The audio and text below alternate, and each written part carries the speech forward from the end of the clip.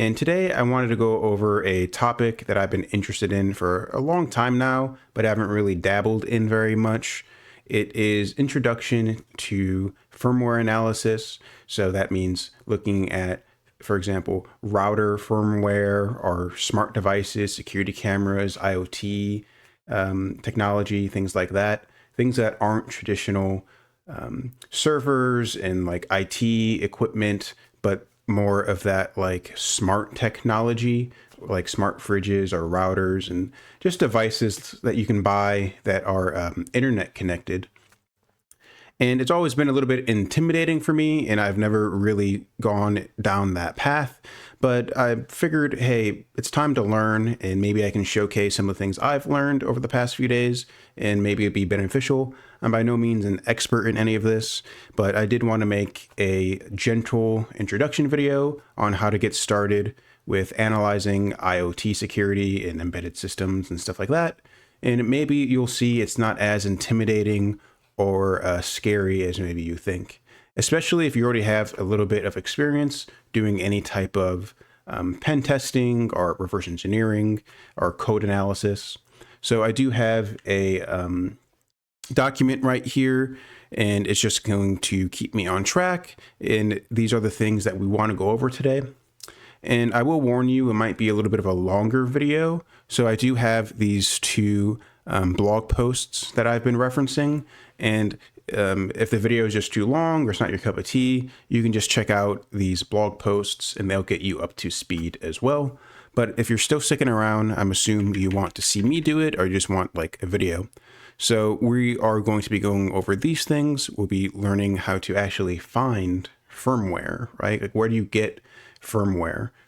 Maybe you have like a physical like router or something that you can like extract it from. But if you don't, there are other ways to find firmware.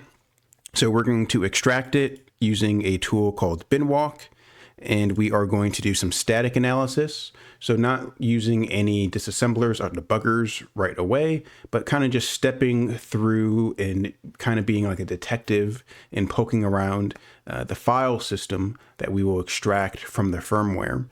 And then after that, we want to play around with it live. So it is a router. So it is going to be a little bit different than looking at like a normal web application or a normal like CTF binary.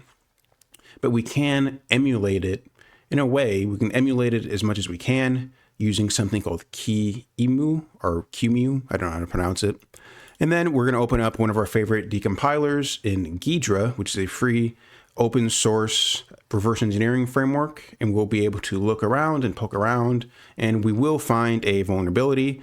The firmware we'll be looking at today does have at least one command injection vulnerability, and a command injection vulnerability just means we're able to execute our own commands on the system. Perhaps the router wants to do one thing, but we're able to add extra functionality and we're able to run remote commands on it. So you can get as creative as you want with that. So with that out the way, let me actually open up some of these articles that I have linked. The first one is from NetSpooky, who is a reverse engineer and like a firmware guy. He does a lot of work in the community, and he has this website. I'm not going to lie, it is a little bit distracting with the background being all static like this. So what I've done is if I open up the developer tools and you go to the CSS, you can just uncheck the background image and it will just be a static image. And that's just easier to, it's just a solid color. It's just easier to read in my opinion. But anyway, so he talks about some higher level things. Like you want to establish some goals when you're doing any type of reverse engineering or firmware analysis. Typically, you don't just do reverse engineering for reverse engineering's sake. You do have like something you're trying to support or some goal. And for example, if you're just curious about how it works, you might reverse engineer it. If you want to find some type of vulnerability, or if you're just looking for sensitive information, passwords that are in clear text or things that shouldn't be there. So he does a good job of notating a lot of like questions you should be considering and how to get a hold of firmware. And we won't go through the whole article here, but I will leave it linked in the description. And he does include a zip file that you can download and extract some firmware, as well as some really, really good talks that he links below. And then the second article we'll be going over is from Oliver Laflamme, if I'm pronouncing that right. And he does a good job of a step-by-step guide on how to use QEMU, and whatnot, installing it, extracting the firmware. But we'll be going over that in this video. So how to actually find firmware. We'll be going over routers, and a big routing company is Netgear or TP-Link. And if you just go to their website and you search for a product they have, it doesn't have to be a router, it could be a smart camera as well. They usually have documentation as well as current and previous firmware versions. But today I've already cherry-picked a vulnerable firmware version. So we'll be using TotoLink, and I can leave this in the description as well. And they do have the data sheet, and they do have different firmware versions down below. We're going to be using number 7 right here, version 4.0.3c, and we're just going to click here to download it. It does give us a pop-up on a guide for hardware version, but we're not really concerned with any of that. So we're just going to click OK. And we see that here, it downloaded the zip file very quickly. And I have a directory already created just called firmware, where I like to store my firmware. So we're going to move, it's in our download folder. So we're going to move it from downloads to here. And now I'm going to unzip it. I'm going to specify tac D to give it an output directory, and we'll just call it TotoLink EX200, and then I guess V4.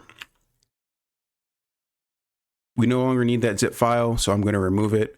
And now we will CD into this directory that we created, and it has one folder that we can navigate into. And this has two things. It has important.txt. So if we wanted to read this, we could. Usually the firmware, the zip file, would have some type of release notes. Like, hey, here's what we've updated recently. Here's what's new in this version. Here's the bugs we fixed. So things like that. So it gives us information on the actual router, because this is a physical product, but we're just looking at the software right now. So we don't really care about important.txt. And we do have this strange.web file.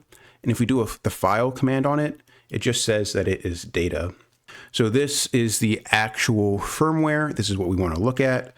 So if I use the command binwalk, just to see what is actually stored inside this, we do see it has some LISMA data. And LISMA is just another compression technology, kind of like how you can zip a file or tar a file. It's just another way to compress data and pack it all together. And then we see this. This is what we really care about, the squashfs file system. If you're not familiar with what that is, no problem. We can look it up. It is a read-only file system for Linux. So it is compressed with using any one of these compression technologies. And if we keep reading, we can see here that it is used typically for embedded systems where low overhead is needed. Because when you're talking about smart devices like cameras that you might hang around your building or in your home, or smart fridges, they have very limited memory, very limited storage space, limited processing power. So you're trying to make things as compact and small as you can, but you still want all that functionality. So the squashfs file system is a good option for that, right? If you're doing any type of embedded systems. So we can see here within the file, it shows us like the offset of where they are. That's not too interesting right now. binwalk was able to successfully identify what is stored in this data. So now we want to extract it, and we can just say tac E for extract, and then specify the file name. Smash the enter key, and we see that it has extracted a lot of stuff. That's pretty cluttered and hard to read. But if I do an ls, it did make a new directory called underscore and then .extracted. If this didn't work, or if you're not sure if it worked or not, you can go into this directory and do another ls, and you should see the squashfs root. I'm not sure why it creates so many. If we ls the first one, we see this looks familiar, right? If you've used Linux before, some of this should look very familiar, but let's ls some of these other ones. Okay, so tac 0 seems to be the same as this. I don't know why it makes so many, but if you ls any of the squash folders and they're all empty and you did not successfully get any of these files here, if you scroll back up in your binwalk output, you might either get a warning or you might get an error. And that's because I don't think by default. So if you want to take out that like squash file system, you need to use Sasquatch, or I think that's what it's called, Sasquatch, right? Or unsasquatch utility. And it might not be installed on your system by default. So if you go to this GitHub link from dev/tty0/Sasquatch and you install these dependencies that they recommend, and then you download the shell script, I'd always recommend opening it up because it is just bash commands. They're shell commands, and looking at what it's actually doing. Don't just blindly run stuff you find on GitHub. But this will successfully install these Sasquatch suite of tools, because I was hung up on that originally for a little bit. So if you're, long story short, if you do binwalk tac E to extract and it doesn't work, look at the error output. It might say that it needs that Sasquatch FS tool and it's just not installed on your system, but it's simple enough to install with that GitHub link. With that out of the way, we can start looking around at this file system. I'm actually going to come up here and make a new directory just called FS. So now everything is here neatly in /firmware total link file system. Just so I don't have to dig multiple directories deep to find it. Everything is nice and neat here in my file system. So now we want to do some type of static analysis. We just want to look around and explore, because this is a Linux file system, right? If I do an LL on bin, we can see all of the binaries installed. And anyone that has an arrow and is pointing to something else means it's something called a symbolic link. And a lot of these are symbolic links for something called BusyBox. So a lot of embedded systems, routers and whatnot, they'll use a one utility called BusyBox that supplies a bunch of functionality. It supplies a lot of bash commands or a lot of Linux commands all in one package. Because again, with embedded systems or IoT devices, the name of the game is to make things small and compact. So if I can just upload one binary and it takes care of a lot of functionality. So we see BusyBox has cat, it has CP, it has date, it has all of these like utilities that you're used to all in one. But we do see it does have some of its own shell scripts and binaries that aren't included in BusyBox. So we're just poking around. Let's look at home. Are there any users installed? No, doesn't really seem to be any. If we look at /user. Okay, so far nothing too interesting. We look at var, there's no var logs or anything. If we look at mounts, we don't see any devices mounted. What libraries are here? So there are a lot of shared libraries. Okay. It does have libc, so the C standard library, but let's actually navigate and look at etc. We see etc hosts. That's empty, but we do see passwd. So let's print that out. And we do see that there are two users. There's root and then nobody. And is there shadow? It's empty. Cool, but there is a shadow.sample for some reason. But anyway, my point is you would kind of just poke around and look at like what's installed here, what's on the system. If you want to see what scripts start when the router is first turned on, you can look at init tab, or you can look inside etc init/d. And we do see a script called RCS. I believe that is like runtime configuration, and then the S is for startup. So let's actually print this out. It prints out a lot. Okay, it does some mounting of the file system.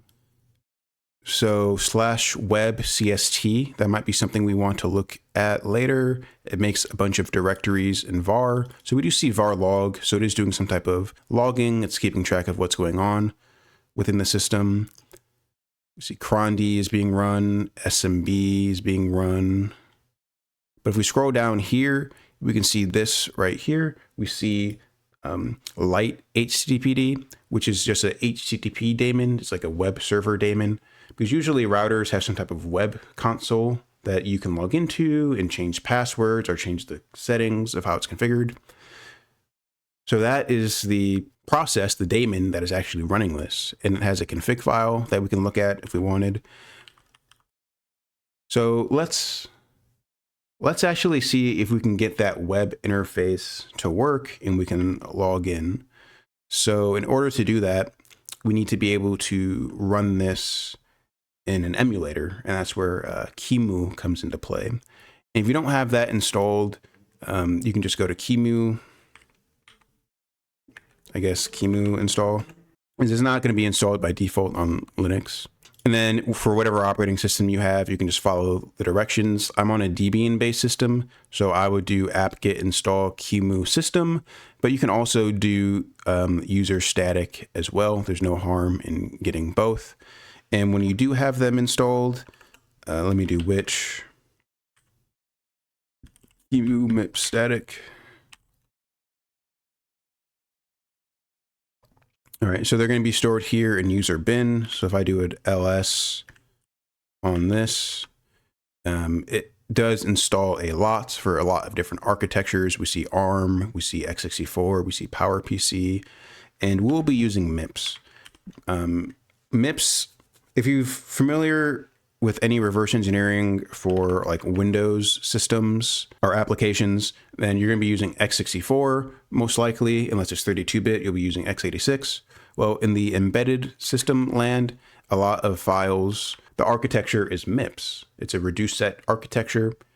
I don't know why that's the standard, but it just happens to be. A lot of these are MIPS. If you're not sure what architecture your firmware is using, you can just look at something in bin and run the file command on it. And here it tells us that it is using MIPS. So we want to run this. So I'm going to do it as super user. I'm going to call change root. Change root is like a container or a jail. I'm telling the program I'm about to run to only. It'll make more sense after I run it, I guess. But I don't want to give this router access to my full file system. I just want it to have access to what's currently displayed here. So I'll be using change root or chroot, however you want to pronounce it.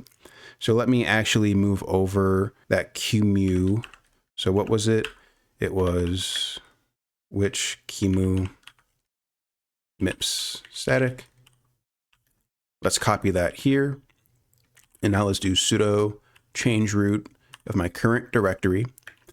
We want to run this QEMU command, and we need to give it an argument. We need to give it something to actually run. If I just do it like this, QEMU says, hey, you didn't actually give me a program to run. So if we want to access that web console, that web interface, so we can log in, what program do we need to run, right? If we look back at that etc initd runtime configuration script, we want to run this right here. We want to run this HTTP daemon. So let me grab this. Let's rerun this and then slam on at the end the daemon that we want to be looking at. It's going to complain. It's going to say no such file or directory because light HTTP daemon isn't here. We need to actually look inside bin and we see it stored there. So let me hit up arrow a few times and let me actually put bin here. Server failed, var run, no such file or directory.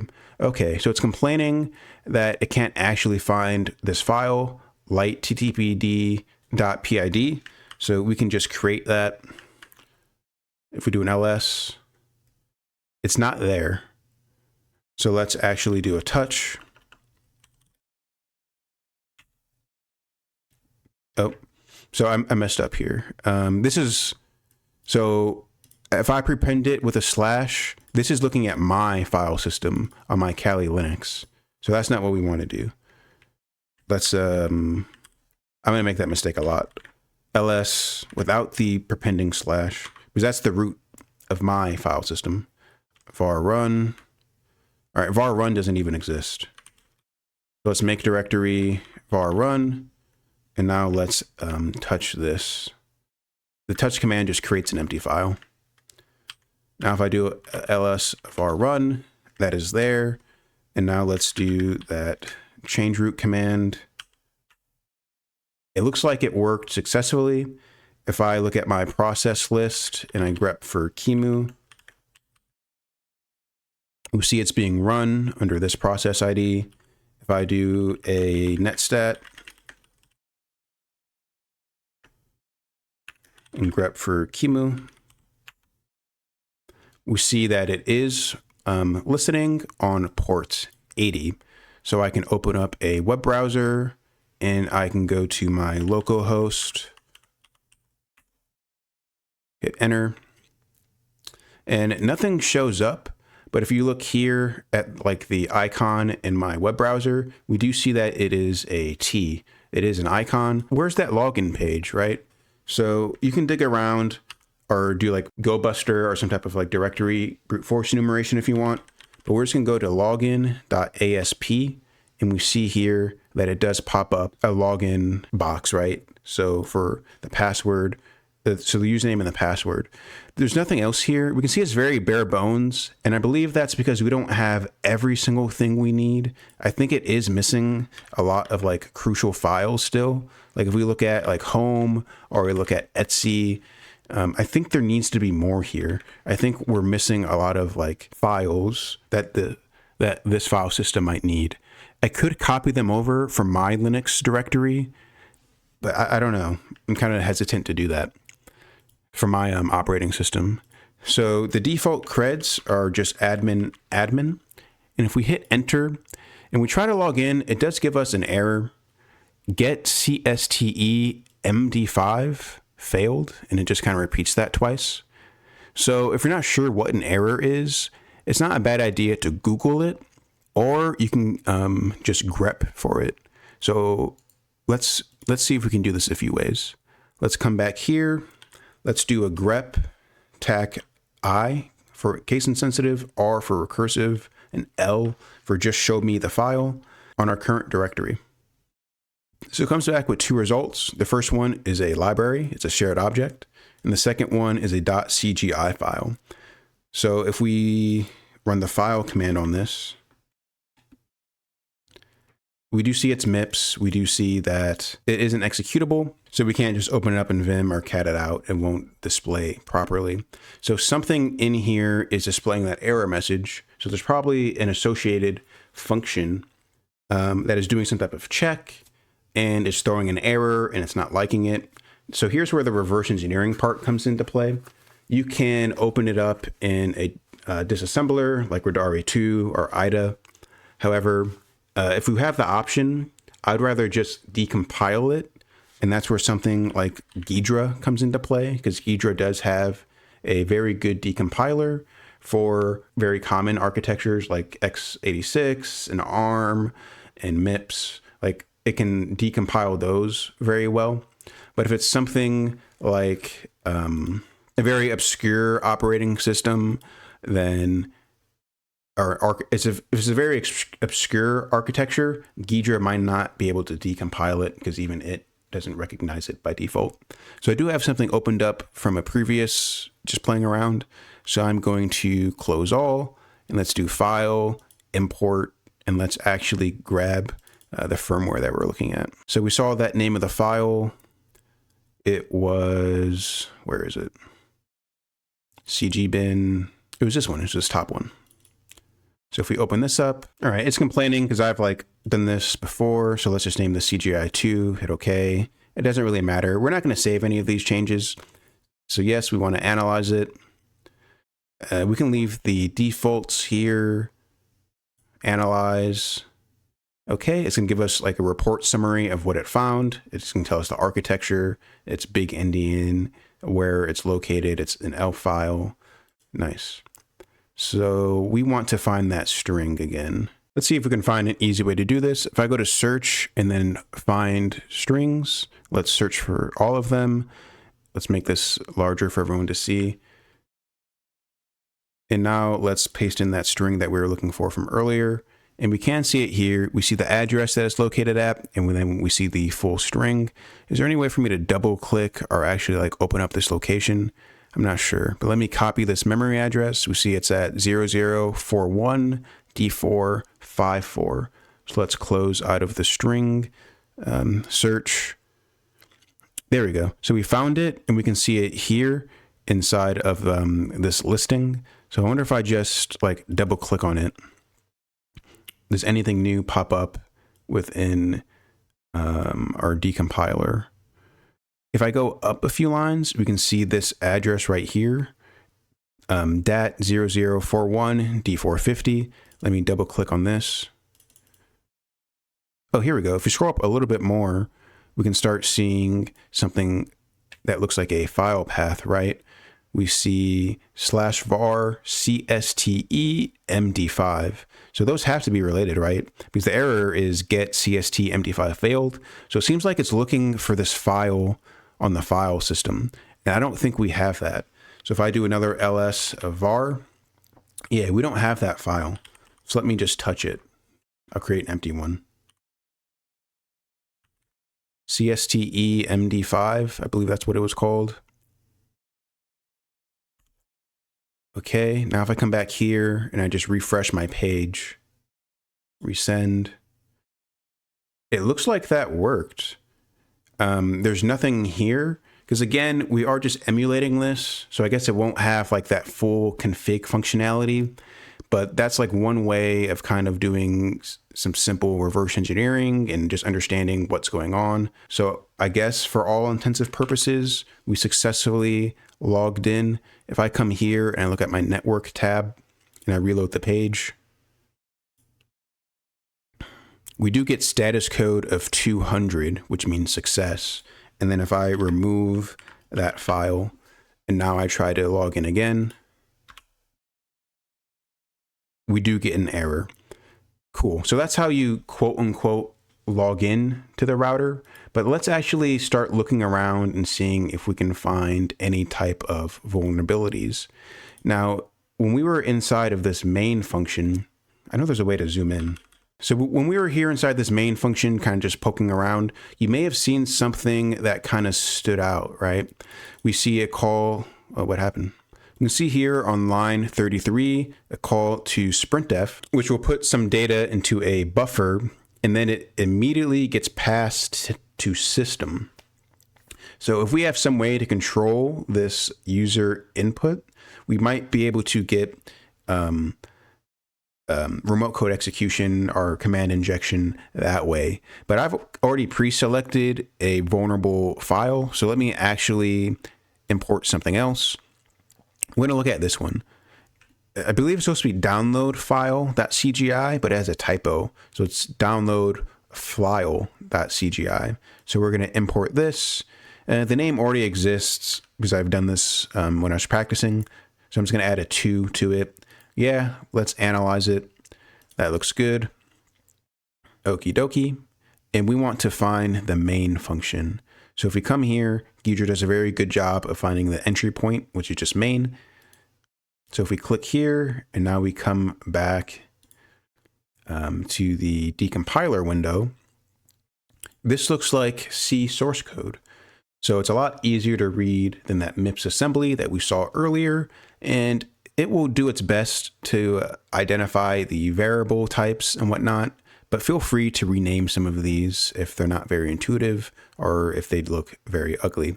But if we scroll down a little bit, we see here on line 32, there's a call to getEnv. So it's grabbing some type of environment variable or some type of user input. And then later down, we see that call to sprintf again. It's taking our user input. It's going to do echo the string query string and then whatever we input. And it's going to redirect that to /temp/download. and then it's going to pass that buffer to system. So if we just grab this right here, right click, copy, and then I open up a terminal window just to test it out, we can get rid of these quotes. So that's essentially what it is doing, right? It's calling the echo command. If I get rid of the redirection, it's calling this. The %s is a format string. It's a placeholder. It's there. It's going to be replaced with whatever we input. But if we do something like this, echo query string, and then we end the command with a semicolon, and then we do something that we want, like ls, and then another semicolon, we see it still prints out query string, but now it does an ls, right? The output, I think, still gets put here to temp download, but we don't really care about that. Oh, cool, it's empty. So yeah, if we can somehow gain control of that user input, right, we can get remote code, not remote code execution, but just command injection. So if we come back here to our web browser and we navigate to localhost and we want CGI bin again, but now we want the name of, what was it? Download file.cgi. It still complains about this, so I guess we need that file. So touch CSTEMD5. Okay, so after we added back this var CSTEMD5, it does still give us an internal server error, but that's okay. Let's do the question mark to specify that we want to add some type of parameter to this URL. And we need a semicolon to escape that echo command.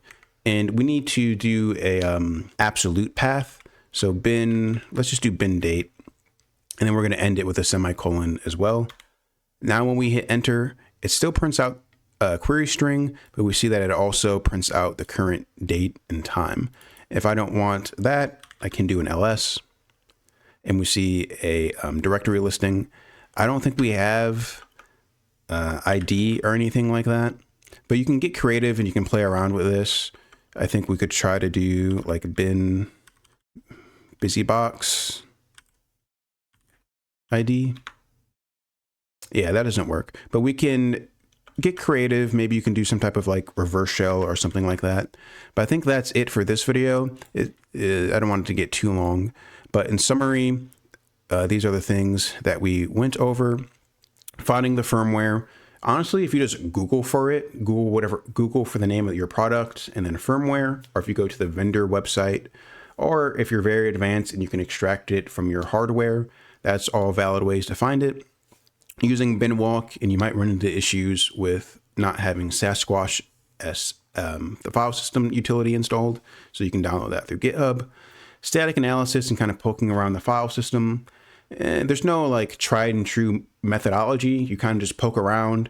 This one, for example, they didn't have really anything in the Etsy directory that was super useful. But if I come here to like this other firmware that I have installed and I go to its Etsy directory, I do think it has Etsy password and Etsy shadow. So if I cat out passwd, we do see that there's some users there. And if I cat out shadow, we see that is there as well. So different firmware will have, I guess, different default configurations and what's on the file system. And I think this one also has some users in its home directory, whereas the other one didn't. So there's a CLI and www user. But basically, I think that's enough. I think that's a good gentle introduction. You don't need to emulate it in QEMU. That's just something if you want to try to use like that web portal or that web functionality. If you actually want to run it, if you don't want to do static analysis, but if you just want to decompile it or disassemble it with Odari 2 or Ghidra, that's perfectly fine. If you're comfortable reading MIPS or you want to decompile it so it's like a C pseudocode like syntax, that's fine as well. And then we found one command injection vulnerability, but I'm pretty sure there's a lot more. If we come back here, we can see that there are a lot of calls to system. If I just Control F for system, we see that it's here as well. And if we keep going, there's a third one, there's a fourth one, fifth, sixth. So there's at least 7 calls to system. And this is just within the main function. If we open up some of these other functions, maybe they call system as well. System or exec or execute or exec VE, anything where you're passing user input to like a system command like that runs code on the target. It's not the best way to program. So we found one way to do command injection, but there's probably a few more. So that's really it for this. I think firmware analysis is pretty cool. It's something I've kind of been intimidated and put off for a long time, but I don't think it's as crazy as I was making it out to be. So hopefully this was a nice, gentle introduction for all of us. And I'm excited to see what you guys do and poke around and what you guys are able to find in the future.